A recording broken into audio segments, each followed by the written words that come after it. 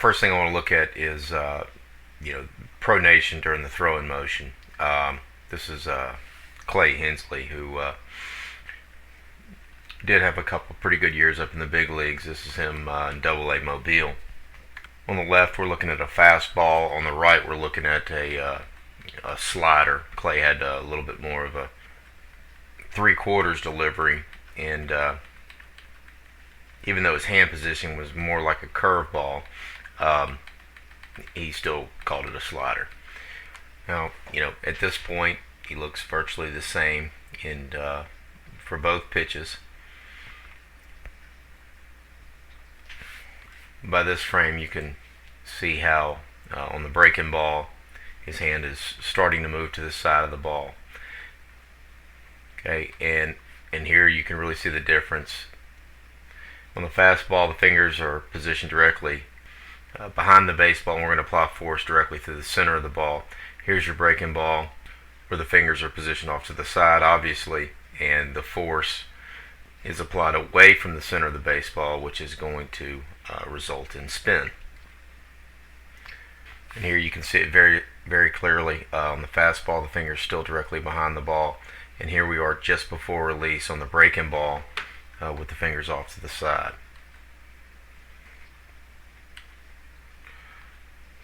Now again, we see similarities here. Obviously, the fastball is released a little bit before the breaking ball. That may be a result of slightly faster arm speed on the fastball, and it may just be that the film at 60 frames a second doesn't exactly match up. And again, 60 frames a second, that's pretty fast. You're getting 60 different pictures, in 1 second. Anyway, again, the point was to show pronation occurs on all good throwing actions. And you can see with the fastball, the hand turns over immediately after release. Okay, the breaking ball, again, that's maybe a third of a frame behind. But the breaking ball, there's release, and then immediately after release, it also pronates. So again, that is my point. In any good throwing action, you're going to have extension and pronation. Release, extension, pronation immediately after the ball is let go. Now, one other reason why pronation may be slightly behind on the breaking ball as opposed to the fastball is because here the hand is more pronated. In other words, it doesn't have as far to go to turn outward. It goes from directly behind the ball to over. Whereas on the breaking ball, the hand is off to the side.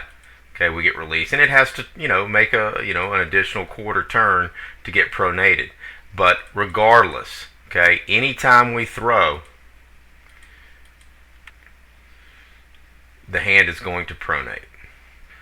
Now, some people have said that because this hand does have to turn farther on the breaking ball after release when it pronates, that is a cause for curveballs, breaking balls injuring the shoulder or elbow. It's one theory that's out there and could perhaps be a contributor. However, this same grip, this same positioning of the hand is what we see in football. In other words, in football, the hand's off to the side, the football is released, and then the hand turns over to the same degree, and we don't see the same injuries there. At the same time, because of the weight of the ball, the arm doesn't travel quite as fast. For me, the biggest danger of the breaking ball is when players try to force spin on the ball. In other words, for the right-handed pitcher, they're going to get a right to left breaking action. They know this, and so they feel like they need to move their hand in that direction to create extra spin. And so what happens is what I like to say is they fight the pronation. So in other words, we get release here, and that hand's going to turn outward. But what you'll see, some kids do is, the hand will turn outward, but they will abruptly stop this motion, which is where the damage can occur in both the shoulder and elbow on fighting the pronation. In other words, they stop it here and then they will try to bring the hand back over to the side and under. They don't realize that they're even pronating. They don't realize that the hand is turning out. So they release here and they think they want to keep spinning. They think they want to keep turning their hand under the ball here and kind of wind up in this curled position, to where that hand continues, right to left instead of just allowing the hand to naturally pronate. And by abruptly stopping, this is a very rapid movement. Okay, it's actually the fastest movement in the human body is this radial ulnar movement of the forearm and hand. So it's moving very fast at this point, and it takes a lot of force to stop it, and then they try to reverse it. You can even see maybe a little of it here, with Clay. I mean, the ball is gone at this point. So this idea that we need to hold this position or get back to this position where the hand comes back underneath and kind of hold that curveball position that you see coaches teach is kind of silly. The ball's gone. The hand can no longer apply any force to it. And we should just allow it to pronate and leave it pronated, which is what's taught in quarterback throwing. But you can see it a little bit here in Clay. Even though this hand pronated later, this hand is still very much turned out. Here, that hand is still, very much pronated. He really allowed that thing to pronate, which is, the action that's really taught on change-ups, especially, is to turn that hand out. And here on the breaking ball, again, even though it pronated later, he's already kind of back to a more supinated position with his hand. And here, maybe one more frame of you kind of see that curveball finish position versus this pronated position. Okay, so again, that on a good throw, good mechanics throw, that hand is going to pronate. It's always going to pronate. Curveball, fastball, changeup, shortstop, catcher. It's always going to pronate. So don't fight the pronation. Don't try to spin the baseball. Let the grip create the spin. Just by gripping here and releasing here, the force is applied off center, which is what creates the spin. Here, the force is applied through the center, so you're not going to get spin or nearly as much. Not side to side spin. Here's Luke Carlin, another big league player. And again, the catcher obviously wants the fingers positioned directly behind the baseball to give him true flight. In other words, less side-to-side spin. So fingers positioned behind, and immediately after release, we see that hand really turn over and pronate. Okay. He just lets the hand and arm do what it does, and so he doesn't get in a hurry to bring that hand back.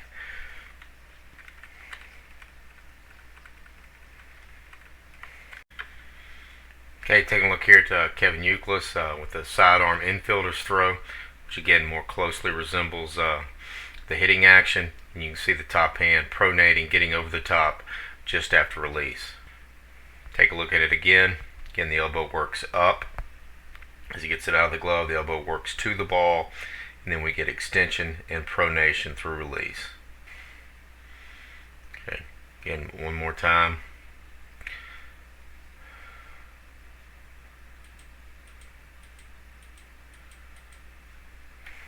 See the fingers behind the ball, and then right through release. Now the hand over the top right after release.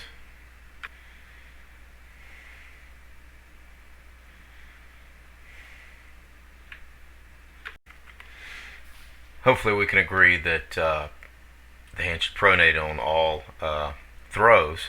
Now let's take a look at the throwing action of the hitter. And again, we'll see the same properties here. And we'll look at a few different ones. I brought this one up because Jeter actually misses this ball here. And here, it's more similar to throwing because we don't have contact, and thus we don't have anything slowing down the path of that back arm. So he misses this ball, and again, we get the same characteristics that we see in the throwing. Okay. we get what would have been contact here, which would have been a, the palm still up position and with a slight bit of flexion in the back arm.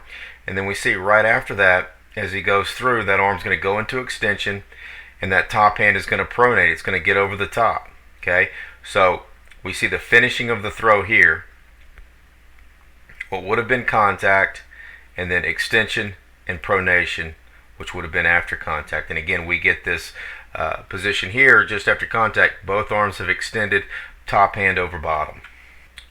So again, what's my point of showing the miss? Is it shows clearly that pronation is a natural part of the batter's throw or the hitting action, and we don't have bat ball contact, which will, of course, it'll delay that process. And we see this a lot in youth hitters, simply because they're not strong enough.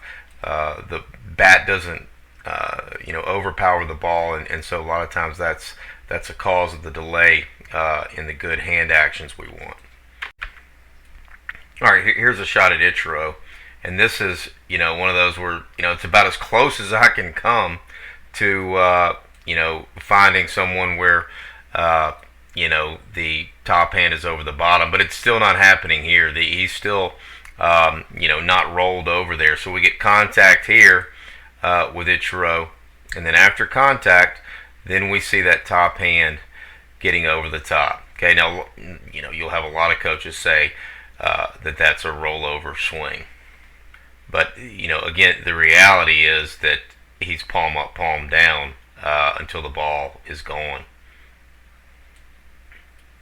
Here's Will Clark. Again, unfortunately, a little bit tough to see bat ball contact there. We get a little blur. But you can see contact there. I'll try to back it up. A little bit blurry on this one.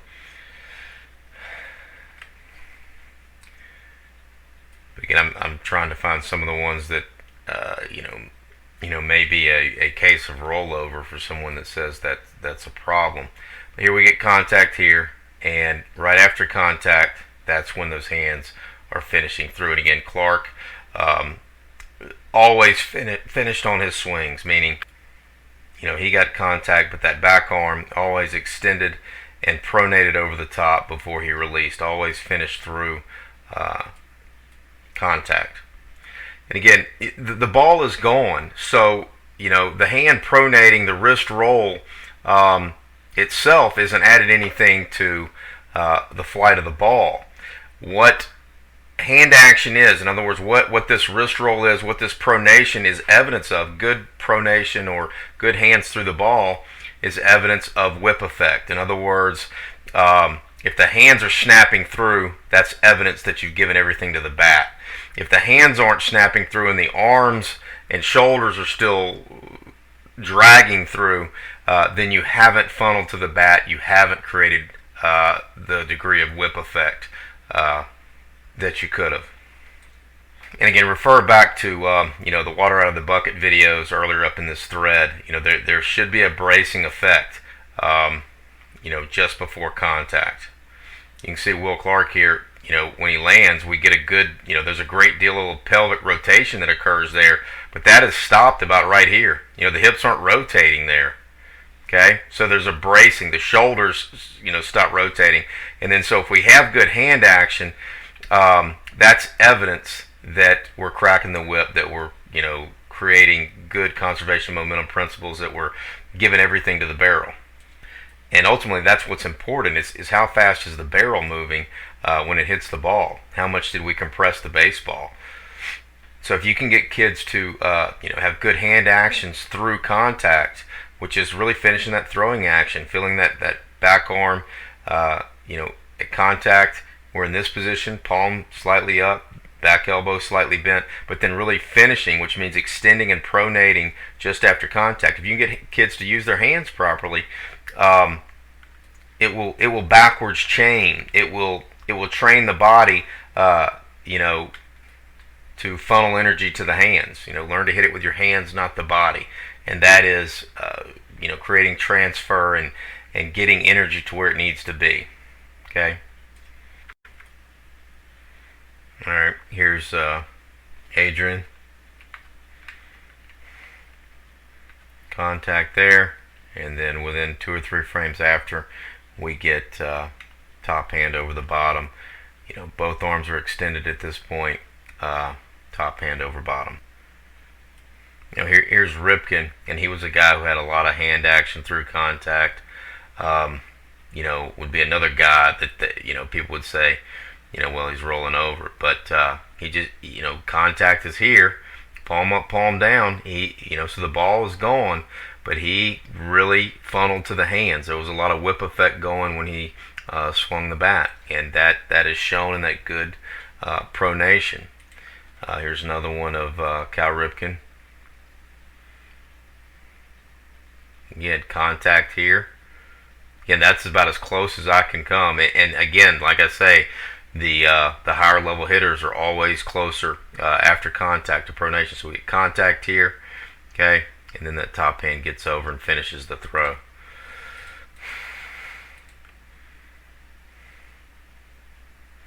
There's another miss, okay. Again, you can see because you miss, the hand's always going to pronate faster on those because the ball will slow the bat down. That's just common sense. The ball is going to slow the bat down to some degree when it hits it. Here's Bonds. Again, another miss there, and you can really see how quickly that hand is over the top. Here's Rod Carew. And again, very active hands through the ball. Mike Schmidt.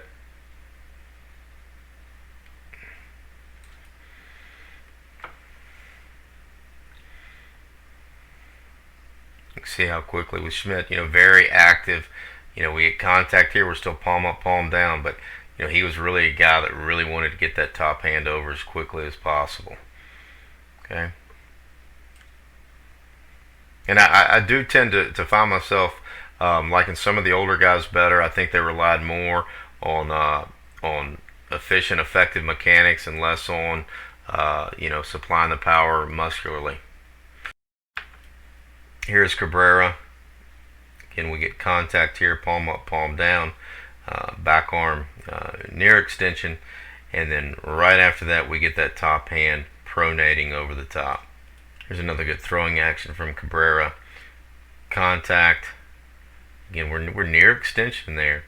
Okay, and then immediately after, you can see that top hand getting over. Again, Cabrera, top hand release guy. He gets the hand off the bat just before pronation is finished. I try to get my guys to finish pronation before they top hand release. Matt Holliday. Again, the same, elbow slotting, extension, contact, pronation. And then again, we get this top hand over bottom, both arms extended, kind of a crisscross position out in front of the chest, right there. And there you see Holliday just after pronation releasing. Okay. Again, and that's what I like to see. I like to see that top hand over the top, and then top hand release. And I prefer top hand release, but only after the arms have finished. The top hand is pronated. Both arms are into extension, and then we can release. So that's really what I like to see with finish right there. Contact here. And then once that back arm extends and pronates, it's fine to let it go. And again, I prefer that. I think top hand release promotes the throwing pattern and prevents pulling off. Here's Pujols. Again, near extension, contact, pronation. Here's AJ Pierzynski, who had a really nice year this year. Contact. Then we get extension and pronation. I'll finish up with one of my 11-year-olds here. With what I think a lot of people would if they saw this live, they would try to say that this was rollover, and this is a kid that has really worked hard from being last in the order to first in the order now, and he's got a really good move at it. I could nitpick certain things, but overall he's got a really good pattern to the ball, specifically the barrel stays stacked over the hands, doesn't lay off, back elbow stays tight, and he gets a good lateral press off that back side, and then through contact we're getting what we want. Front knee more collapsed than I would say that he does on most swings. This I think was a 2-strike count, and I think he was being a bit defensive here, so the knee collapsed a little bit. But we've got this. This is what's critical. We get this tilt. We get this off the back behind the front look. So you can see he's off the back foot is weightless, but the head stabilizes behind that front side, and we create that tilted torso that keeps us behind. So that's the dichotomy of hitting that people kind of miss. Everybody sees everybody tilted back, but we're off the back and behind the front.